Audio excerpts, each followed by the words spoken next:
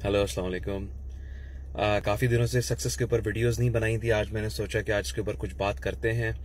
काफ़ी अरसे से सोच रहा था कि कौन सा टॉपिक पे अब बात की जाए, तो मुझे ख्याल आया कि वैसे तो सक्सेस के बहुत सारे एट्रीब्यूट्स होते हैं और आपको सक्सेसफुल होने के लिए बहुत सारी चीज़ों पे काम करना पड़ता है, लेकिन कुछ चीज़ें ऐसी हैं जो मैं कहता हूँ कि इर्रिस्पेक्टिव ऑफ कि आपका बैकग्राउंड क्या है, आप कौन से डिसिप्लिन में काम करते हैं और आप क्या बनना चाहते हैं, कुछ चीज़ें मुझे लगता है ऐसी हैं जो हर जगह पे सक्सेसफुल होने के लिए काफ़ी कॉमन है। और मैं अपने आप को भी देखता हूं कि अगर जो मैं आज यहां तक पहुंचा हूं तो उसके पीछे क्या कुछ ऐसी चीजें हैं बिसाइड्स पैशन, मोटिवेशन, और ये सारी चीजें तो आप हैं ही, होना जरूरी हैं, लेकिन कुछ चीजें ऐसी हैं जो आपको कामयाब होने के लिए आजकल के दौर में बहुत जरूरी हैं। और अगर ये चीज अगर आपके अंदर है तो मुझे लगता है कि आप 100% सक्सेसफुल होगे। ये वीडियो मैं उन लोगों के लिए भी बना रहा हूँ क्योंकि मैं दुबई में रहता हूँ, तो मैं उन लोगों के लिए भी बना रहा हूँ कि जो यहाँ पे आते हैं दुबई में जॉब सर्चिंग के लिए, और मुझे डेली बेसिस के ऊपर लिंक्डइन पे और व्हाट्सएप मैसेजेस पे काफ़ी मैसेजेस आते हैं कि सर हमारी जॉब लगा दें या हमारी कोई हेल्प कर दें। और मैं उनको कोशिश तो मैं अपनी कैपेसिटी में करता हूँ कि जितना हेल्प कर सकूँ कर दूँ। उसके अलावा मैं कोशिश ये करता हूँ कि उनको बताऊँ कि ये जो आप इतना पैसा खर्च करके यहाँ पे आए हो, वीज़ा लिया, टिकट लिया, उसके बाद आप यहाँ पे आए, तो आप मुझे ये बताओ कि आपको यहाँ के कंपटीशन का कोई अंदाज़ा है या आप क्या सोच के आए यहाँ पे, कौन सी जॉब सोच के आए। दुबई एक ऐसी जगह है जीसीसी के अंदर जहाँ का वीज़ा बड़ी आसानी से मिल जाता है, और इसी वजह, और ये मेरे ख्याल में सबसे ज़्यादा स्टेबल जगह है अगर मैं जीसीसी की बात करूँ, तो इसी वजह से यहाँ पे जो है जो इनफ्लो होता है लोगों का वो बहुत ज़्यादा होता है। People are coming from Pakistan, India, Bangladesh, from all over the world, specially from South Asia.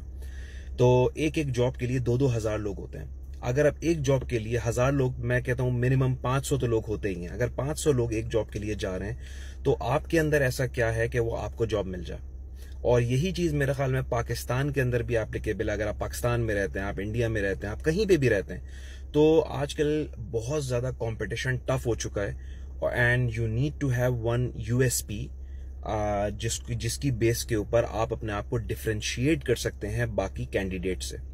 तो जब मैं लोगों से बात करता हूं कि क्या प्रिपरेशन है या कैसे आप सोच के आए, तो वो सिर्फ उनकी टोन ये होती है कि सर आप बस जॉब का देख लें, बस आप कहीं देख लें। और मैं उनसे ये कहता हूं कि यार ऐसा नहीं होता है। ठीक है, आप मेहनत करके आप यहाँ पे आए हैं, लेकिन कुछ चीजें आपको प्रिपेयर भी करनी पड़ेंगी। और मैं अगर अपने आप को देखता हूं कि मेरा एक सक्सेस फैक्टर यहाँ पे क्या था, क्योंकि जैसे ही मैंने एमबीए किया अपना फौरन मैं यहाँ पे आ गया और ना मुझे कोई एक्सपीरियंस था। और यहाँ के लिए तो मशहूर है कि यहाँ पे अगर आपका एक्सपीरियंस नहीं है तो आपको जॉब मिलना बहुत मुश्किल है। तो I did not have an experience. मैंने जैसे ही अपना एमबीए किया फौरन मैं यहाँ पे आ गया। दो चीजें मुझे लगता है मेरे अंदर थी जिसकी वजह से मैं आज यहाँ तक पहुंचा हूं।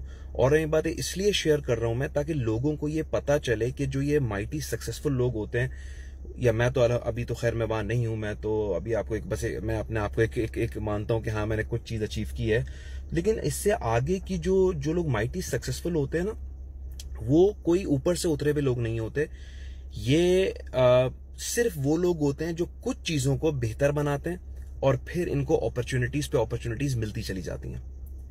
तो अगर मैं अपनी बात करता हूं तो मैं पहले भी इस पे वीडियो बना चुका हूं। One thing is passion. मैं बहुत पैशनेट था यहाँ की जॉब के लिए।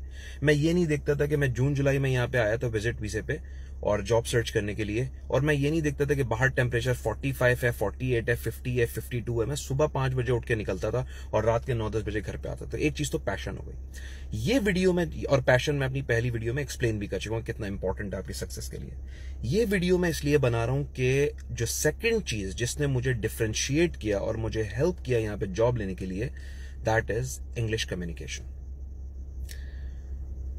इंग्लिश कम्युनिकेशन इज समथिंग जो आपको हर जगह पे डिफरेंशिएट करेगी बाकी लोगों से।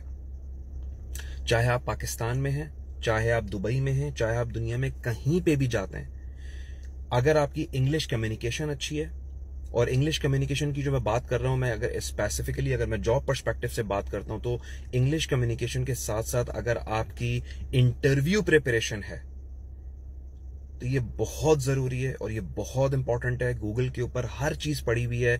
आप मिनिमम तो ये 5-6 जो बेसिक क्वेश्चन होते हैं, describe your self, what are your weaknesses, what are your strengths, where do you want to see yourself, where do you see yourself after 5 years।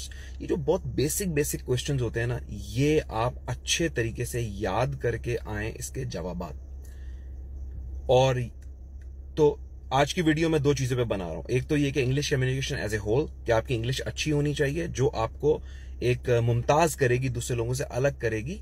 क्योंकि मैंने देखा है कि जब मैं जितने भी इंटरव्यूज पे जाता था, मैं बड़ा वेल प्रिपेयर्ड होता था और मेरे इंटरव्यूज जनरली बड़े अच्छे होते थे। उसका एक रीजन ये था कि मैंने दुबई आने से पहले जब मैं वीजे का वेट कर रहा था, मैं 2-4 महीने लगा के अपनी इंग्लिश पे वर्कआउट किया था। और वो इसी वर्कआउट यही होता है कि आप न्यूज़पेपर्स पढ़ते हैं, इंग्लिश मूवीज देखते हैं, और वैसे ही आपको जो समझ में आता है आप CNN BBC थोड़ी देर देखते हैं। ये कोई बड़ा मजे का काम नहीं है, मैं अभी से बता दूं आपको ये, कि जितना भी आप अपना आपको मोटिवेट कर लें, बहुत मजे की चीज नहीं है ये कि यार ये BBC घंटों देखते रहना। आप 2-4 दिन करेंगे, फिर खत्म हो जाएंगे, फिर 2-4 दिन करेंगे, बट बिलीव मी, ये जो 2-4 दिन आप 5-5 मिनट भी कर रहे हैं ना, ये आपके अंदर ऐड कर रही है कोई ना कोई, ये आपको इम्प्रूव कर रही है। क्योंकि हम लोग ये सोचते हैं कि यार 4 दिन से कर रहा हूं, पता बहुत बोर हो गया हूं, अब नहीं करते। और अगर आप 1 महीने का टाइम लाइन लें तो आप 3-4 दिन करते हैं, फिर बोर हो जाते हैं, फिर उसके बाद 5-6-8-10 दिन कुछ नहीं करते, फिर आप 3-4 दिन बाद करते। तो कंसिस्टेंसी बड़ी इंपॉर्टेंट है। तो अगर आप इस तरह देखें कि आपने बोला कि पूरा महीने तक मैं इंग्लिश पे वर्कआउट करूंगा, और आप पूरे महीने में सिर्फ 4 दिन कर पाए, ठीक है, प्लान आपने ये किया था पूरे 30 डेज करूंगा, लेकिन आपने 4 दिन कर पाए, ये 4 दिन भी जो है ना, ये बहुत बड़ा रोल प्ले करते हैं। और इसी चीज को मैं कहता हूं कंसिस्टेंसी। लोग कंसिस्टेंसी को टाइम बाउंड डिफाइन करते हैं कि यार अगर 1 महीने में यार मुझे कंसिस्टेंट होना है, मुझे किसी चीज पे काम करना है, तो 1 महीने में अगर मैंने कहा था मैं डेली पढ़ूंगा और मैं 4 दिन पढ़ के 5वें दिन दिल नहीं चाह रहा तो छोड़ दिया। मैं कहता हूं नहीं, नो प्रॉब्लम, 4 दिन छोड़ दिया, आपने आके 6 दिन कुछ नहीं पढ़ा, 11वें दिन आके दोबारा से पढ़ना शुरू कर दें, और फिर 2-3 दिन पढ़ें, फिर मूड खराब हो जाए, फिर छोड़ दें, फिर दोबारा पढ़ें। तो महीने में रादर देन ये कहने के बजाय कि यार मैंने स्टार्ट किया था और 4 दिन पढ़ा, उसके बाद मेरा दिल नहीं चाहा, आप महीने को क्लोज इस तरह कर सकते हो, हाँ मैं पूरे 30 दिन कंसिस्टेंट नहीं रहा, लेकिन मैंने 12 से 14 दिन जो है मैंने पूरे महीने में पढ़ा, इंग्लिश की प्रिपरेशन की है।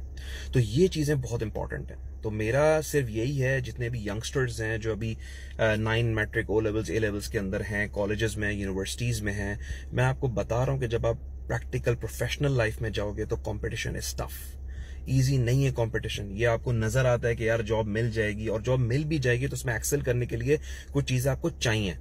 तो ये बड़ी बेसिक रिक्वायरमेंट्स हैं जिंदगी में आगे जाने के लिए, कि आपकी इंग्लिश पे कमांड होनी चाहिए। और कमांड जब मैं कहता हूं, दैट डज नॉट मीन मैं कोई, मेरी कोई बहुत जबरदस्त इंग्लिश नहीं है, लेकिन मैं जितना वर्कआउट किया, मेरी इतनी इंग्लिश इतनी रीजनेबल है कि मैं उसकी बेस पे अच्छे तरीके से कम्युनिकेट कर पाता हूं, अपनी कंपनीज में प्रेजेंटेशंस देता हूं, और ये चीजें मुझे बहुत ज्यादा हेल्प करती हैं।